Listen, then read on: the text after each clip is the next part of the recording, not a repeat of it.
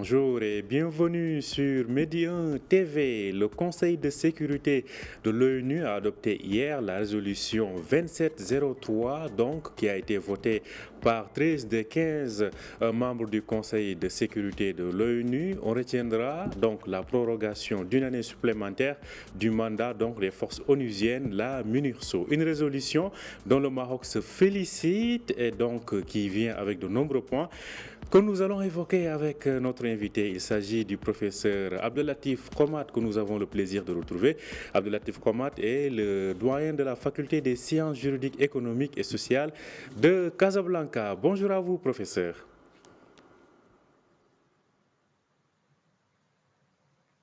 Bonjour, Abdelatif Komat. Il paraît que Abdelatif Komat ne nous entend pas. On va régler ça dans quelques instants. L'occasion donc de rappeler que hier, le Conseil de sécurité de l'ONU a voté par 13 voix, donc sur 15, en faveur de cette résolution 2703, une résolution qui proroge d'une année supplémentaire le mandat de la MINURSO, les forces onusiennes déployées donc au Sahara. Le Maroc se félicite Allô? de cette résolution. Professeur Komat, vous m'entendez? Professeur Komat, vous m'entendez? Il me semble qu'on a quelques soucis de liaison avec Abdelatif Komat. Ça va se régler dans quelques instants. Donc, je rappelle que le Maroc a sorti un communiqué pour se féliciter de l'adoption hier par le Conseil de sécurité de l'ONU, donc de la résolution 2703 relative à la question du Sahara marocain. Cette résolution qui intervient, je cite, dans un contexte marqué par la poursuite de la dynamique positive que connaît le dossier sous la conduite de Sa Majesté le roi Mohamed VI, que Dieu l'assiste, indique le ministère des Affaires étrangères, donc de la coopération des Marocains résidant à l'étranger. Cette résolution 2703 renouvelle, comme je le disais, le mandat de la MINURSO pour une année jusqu'à fin octobre 2024. Alors, est-ce que Abdelatif Komat est avec nous?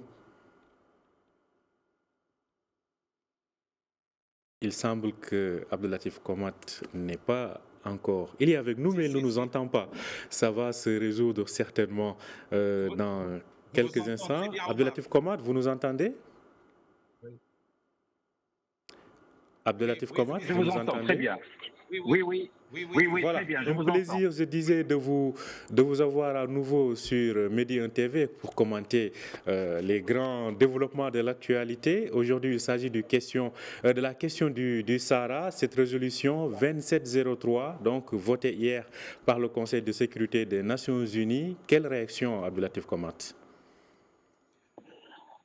La réaction, bien évidemment, c'est une satisfaction parce que c'est une résolution qui va dans le sens de l'intérêt du progrès que réalise le Maroc sur son intégrité territoriale. Tout d'abord, il vient dans un contexte favorable. En fait, aujourd'hui, pratiquement près d'une centaine de pays affiliés à l'ONU soutiennent la position et la proposition du Maroc concernant l'autonomie de nos régions du Sud. En même temps, bien sûr, l'élan que connaît la présence de consulats généraux au niveau aussi bien des villes de Lyon que de Dakhla, mais également, bien évidemment, tout ce que réalise le Maroc en termes de progrès sur nos régions du Sud. Vous savez que pratiquement après l'aboutissement du plan de développement initié par Sa Majesté en 2016, pratiquement nous sommes aujourd'hui entrés dans une phase où des projets énormes se concrétisent dans nos régions du Sud, bien évidemment après tout ce qui a été réalisé en termes d'infrastructures et de préparation de terrain pour l'investissement. Aujourd'hui, il y a un engouement énorme pour nos régions du Sud et tout cela, bien évidemment, va dans le sens du progrès, va dans le sens de la consolidation du Maroc dans sa position, qui est une position aujourd'hui pratiquement partagée par l'essentiel des pays à travers le monde. Donc une position qui donc est majoritairement partagée à travers le monde. Alors, le mandat de la MINURSO prorogé pour une année supplémentaire. À ce propos, qu'est-ce qu'il faut en tirer comme enseignement, Abdelatif Komat? Ce qu'il faudrait tirer, c'est que les choses sont stables, bien évidemment, que la MINURSO continue sa mission. Bien, il y a quelques perturbations initiées d'ailleurs par le Front du Polisario, d'ailleurs qui ont été justement épinglées par le rapport. mais le Maroc va continuer justement son travail, aussi bien diplomatique que socio-économique, et il va justement continuer des progrès dans le sens de l'aboutissement de cette problématique sur la base de ce qui est aujourd'hui convenu au niveau mondial, c'est-à-dire une solution politique réaliste, réalisable, durable et mutuellement acceptable, basée sur le compromis et basée sur l'implication des différentes parties prenantes, y compris l'Algérie. Et bien évidemment, le rapport atteste de l'implication de l'Algérie dans ce problème. D'ailleurs, il a été cité autant que le Maroc, ça veut dire qu'il est partie prenante et qu'il doit justement aller dans le sens de ce qui est recommandé par le Conseil de la sécurité, à savoir s'asseoir autour d'une table ronde avec le Maroc, avec la Mauritanie et avec le Front du Polisario, les 4 parties prenantes, pour aller vers une solution viable, réalisable et durable, et cela sur l'auspice des Nations Unies. Et donc, je crois que le constat, il est là. On doit aller en fait vers une solution réaliste et politique, et ça ne saurait que cette solution, et bien évidemment dans le cadre de l'intégrité territoriale du Maroc. En tout cas, je rappelle que donc, dans ce communiqué du ministère marocain des Affaires étrangères, on rappelle qu'aujourd'hui, plus de 84% des États membres de l'ONU ne reconnaissent pas l'entité donc fantoche, et que aujourd'hui, donc cette résolution cite en particulier, comme vous l'avez si bien dit, professeur Komat, l'Algérie à 6 reprises, donc soit autant de fois que le Maroc, et qui confirme que l'Algérie est bel et bien considérée comme la partie principale à ce différent selon donc ce communiqué. Alors, l'envoyé personnel du secrétaire général des Nations Unies, Stéphane de Mistura, n'est pas pour rien certainement dans cette résolution, du moment que son rapport, en tout cas ses orientations guident le rapport du secrétaire général des Nations Unies. Alors, les partis sont cités nommément. Le mandat de la MINURSO est prorogé. On parle aussi de ce plan d'autonomie ou de cette initiative d'autonomie proposée par le Maroc depuis 2007. Alors, comment cette initiative est citée dans cette résolution onusienne? Alors, elle est citée comme justement la proposition et la solution qui est politique, parce que la solution à ce problème ne pourrait être que politique. Parce que tout ce qui est référendum et tout cela, il est aujourd'hui dépassé, on n'en parle plus. Aujourd'hui, le Maroc est sur son territoire. Ce qu'il faudrait, c'est justement s'asseoir autour d'une table et aller vers une solution politique. Alors, cette solution devrait être réaliste et réalisable. Et bien sûr, réaliste et réalisable, ça veut dire qu'il devrait prendre en considération tout d'abord aujourd'hui l'élan et l'essor que connaît la région, l'implication de la population de nos régions du Sud au niveau de tout le processus de développement, qu'il soit électoral, qu'il soit politique, qu'il soit économique, qu'il soit social. On se rappelle des dernières élections où pratiquement le taux de participation le plus élevé au niveau national était celui réalisé dans les régions du Sud. Et ça, c'est un signe d'implication, d'engagement justement politique de la population de nos régions du Sud dans le processus électoral et dans les choses de leur pays. C'est une manière justement d'exprimer et de manifester leur appartenance à notre pays et à leur pays, le Maroc. Et bien évidemment, il y a au-delà de cette implication électorale, il y a l'implication des efforts que connaissent les régions. Vous savez que les régions aujourd'hui présentent un potentiel énorme. Le plan initié par Sa Majesté depuis 2016 a donné lieu à environ 100 milliards de dirhams qui ont préparé le terrain, un investissement aujourd'hui multiforme qui est en train d'être réalisé à travers plusieurs projets énormes. Vous savez que par exemple, les régions du sud marocain aujourd'hui s'imposent comme un hub mondial en ce qui concerne l'énergie verte, en ce qui concerne l'hydrogène. D'ailleurs, on vient d'apprendre qu'il y a en fait des projets à hauteur de 215 milliards de dirhams pour créer 4 grands projets dans le domaine d'hydrogène vert. Donc, au-delà, en fait, de ce volet-là, il y a d'autres projets dans le domaine, bien sûr, de l'agriculture, dans le domaine de la pêche, dans le domaine de la valorisation des produits miniers.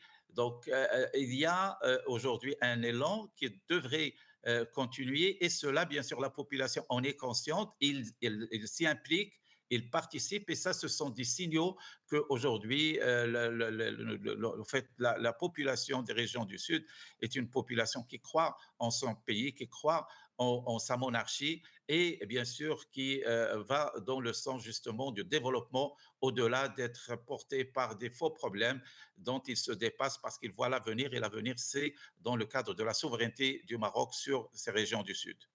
En tout cas, une souveraineté qui est, je le rappelle, reconnue par quatre, en tout cas la majorité des membres une majorité donc des États, je le rappelle, 84% des États membres de l'ONU ne reconnaissent pas l'entité fantoche et en même temps, on voit l'ouverture de consulats dans ces provinces du Sud, notamment Laayoune, Dakhla. Justement, à chaque fois, on pose la question, c'est un message quand même fort du fait qu'un retour en arrière n'est plus possible en ce qui concerne cette souveraineté qui est reconnue dans ces provinces du Sud.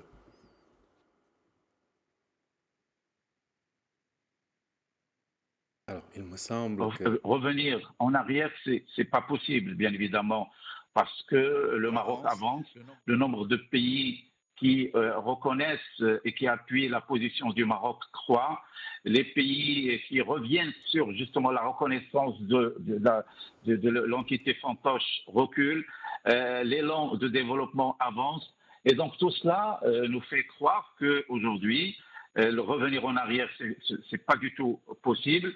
D'autant plus que le Maroc a un dossier solide sur le plan historique, sur le plan juridique, et des puissances comme les États-Unis, mais également de grands pays européens, l'Espagne, l'Allemagne, la Hollande, plusieurs pays aujourd'hui reconnaissent la souveraineté du Maroc sur son Sahara. Et ça, c'est un témoignage, c'est une considération, bien sûr, que les autres pays observent, et d'où l'élan au fait du nombre de pays qui adoptent la proposition du Maroc qui a tendance à croître et le temps est en la faveur du Maroc parce qu'il a un dossier solide et un dossier qui se défend grâce notamment à notre diplomatie, grâce à notre monarchie. Sa Majesté est très présent au niveau de cette diplomatie. Il la supervise et dans ses orientations et cela donne des résultats que nous constatons jour après jour. En tout cas, une trentaine de pays ont ouvert donc leurs consulats généraux à Dakhla et à Laayoune et une centaine de pays soutiennent aujourd'hui l'initiative donc d'autonomie sur le plan marocain. Alors, un retour en arrière n'est plus possible, il faut avancer et cela, les regards se tournent vers l'envoyé personnel du secrétaire général des Nations Unies avec cette reprise peut-être des tables rondes. À ce niveau, selon vous, qu'est-ce que l'envoyé personnel du secrétaire général des Nations Unies, qui a le soutien du Maroc, qu'est-ce que cet envoyé personnel en la personne de Stéphane de Mistura peut faire aujourd'hui pour faire évoluer ce dossier? Alors, ce qu'il puisse faire, c'est justement amener les différentes parties prenantes autour d'une table. Il faut qu'on revienne justement, toutes les parties prenantes, les 4 parties prenantes, qu'ils reviennent. Parce que si on évoque, et si la résolution du Conseil de sécurité évoque une solution politique et une solution basée sur le compromis, cela ne saurait se réaliser sans l'implication des différentes parties prenantes. Ce qu'il faudrait, c'est amener l'Algérie à assumer ses responsabilités. L'Algérie qui aujourd'hui, au niveau du Conseil de sécurité, essaye de faire prévaloir sa position, ce qu'il devrait en premier lieu, c'est de respecter les résolutions du Conseil de sécurité. Et le Conseil de sécurité appelle justement l'Algérie, et tout d'abord il la considère comme une partie principale pour la résolution de cette question. Il l'appelle justement à renouer avec une négociation directe avec les tables rondes sous l'auspice des Nations Unies. Et bien évidemment, la première des choses, c'est amener l'Algérie justement à consentir et à s'engager selon le processus initié par le Conseil de sécurité. Et le respect de ces résolutions est une obligation de pays qui se respectent. Et donc, je crois que la première ou la prochaine démarche, c'est essentiellement celle-ci parce qu'on ne peut pas arriver à une solution telle que c'est recommandé par le Conseil de sécurité, une solution politique basée sur le compromis, sans qu'il y ait justement une acceptation du principe que l'on soit partie prenante, et cela, il est attesté au niveau mondial que l'Algérie est partie prenante, il est concerné, et puis bien évidemment, s'asseoir autour d'une table pour justement trouver la solution politique telle qu'elle est prônée par le Conseil de sécurité.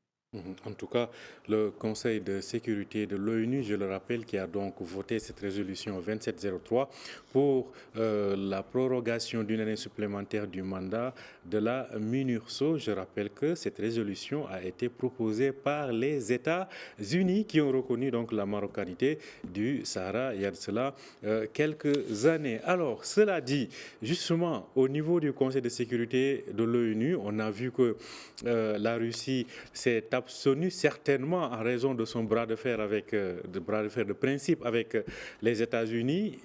Ce qu'il en est des autres grandes puissances par rapport à la reconnaissance de la marocanité du Sahara comme l'ont fait les États-Unis. À ce niveau-là, selon vous, quelle est la dynamique actuelle? Alors la dynamique elle est en faveur du Maroc. Sur 15 membres, en fait, vous savez qu'il n'y a que 2 abstentions, c'est la Russie et c'est le Mozambique, mais ce qu'il faut relever tout d'abord, c'est que les 4 membres du Conseil de sécurité, les 4 membres permanents, qui sont la Chine, la France, l'Angleterre et les États-Unis, ont voté en la faveur de cette résolution, qui est une résolution qui va dans le sens justement de consolider la proposition d'autonomie proposée par le Maroc en 2007. Donc, on peut considérer que en fait, c'est très significatif à ce que pratiquement l'essentiel des membres permanents du Conseil de sécurité votent en la faveur de ce texte qui est en fait un texte qui va dans le sens de la proposition du Maroc. Et bien sûr, vous avez évoqué la Russie, donc on comprend un peu sa position parce qu'il y a cet affrontement, notamment avec les États-Unis. Rappelons que les États-Unis, ce sont les États-Unis qui ont proposé ce texte. Nous relevons des déclarations très positives, notamment celle de la France, donc par la voix de son représentant qui a dit expressément annoncé le soutien de la France à la proposition marocaine de l'autonomie et qui a justement appelé à revenir aux tables rondes avec la participation des différentes parties prenantes. Et donc là également, ce sont des déclarations très significatives qui démontrent, qui dénotent que le Maroc avance, que le Maroc, sa position prend de la place aussi bien au niveau international, vous l'avez évoqué, près d'une centaine de pays apprécient et approuvent et justement déclare être positif à la proposition du Maroc, mais également, c'est encore significatif, c'est le nombre de pays, aussi bien permanents ou non permanents du Conseil de sécurité, qui ont voté cette résolution qui, comme je rappelle, est une résolution qui va dans le sens du processus tel qu'il est aujourd'hui engagé par le Maroc, ça veut dire aller vers une solution politique, mais en même temps, bien sûr, conforter. D'ailleurs, c'est un volet très important, les droits de l'homme. D'ailleurs, ça a été signifié par le rapport que le Conseil de sécurité salue ce que fait le Maroc, aussi bien au niveau de ses instances nationales, notamment le CNDH, le Comité national des droits de l'homme, à travers ses commissions qui travaillent sur les villes de Lyon et de Dakhla, et donc qui font du bon travail tel que c'est attesté par le Conseil de sécurité, mais également le Conseil a souligné l'interaction justement du Maroc avec les procédures spéciales du Conseil des droits de l'homme des Nations Unies. Et donc là également, ce sont des témoignages qui montrent que le Maroc collabore tout azimut. Il collabore sur le plan des droits de l'homme, sur le plan justement avec la MINURSO, il collabore justement au niveau des tables rondes pour aller vers la solution politique telle qu'elle est proposée par le Conseil de sécurité. Et puis, à la fin justement du communiqué, on atteste que le Maroc est encore disposé justement à collaborer avec l'envoyé spécial et à préparer le terrain comme il l'a toujours fait pour que toutes ces conditions, aussi bien sur le terrain, mais également sur le plan politique, avancent dans le sens d'aller vers une solution qui serait d'ailleurs dans l'intérêt des pays de la région, et c'est un volet également qui a été notifié, parce que si on arrive à trouver cette solution, c'est dans l'intérêt de toute la région sur le plan de l'emploi, sur le plan économique, sur le plan de la croissance, sur le plan de l'intégration régionale, et c'est ce qu'il faudrait que l'Algérie comprenne, que le Maroc œuvre pour l'intérêt, bien sûr, de la région dans son intégralité. Le Maroc a été toujours un pays qui en fait, ne voit pas que ses intérêts, mais il voit l'intérêt du Maghreb, il voit l'intérêt de l'Afrique, et la solution politique devrait justement nous amener vers un progrès aussi bien du Maroc, mais également du Maghreb, mais avec un impact sur l'Afrique, parce que le Maghreb, s'il arrive à se constituer en bonne et due forme, il aura un impact très positif sur l'Afrique dans son intégralité. Merci à vous, Abdelatif Komat. Je rappelle que vous êtes le doyen de la faculté des sciences juridiques, économiques et sociales de Casablanca. Merci d'avoir accepté notre invitation. Merci à vous aussi de nous avoir suivis. Je rappelle que vous pouvez retrouver cet entretien sur notre site www.medianews.com. Bonne journée, bonne suite de programme sur Média TV.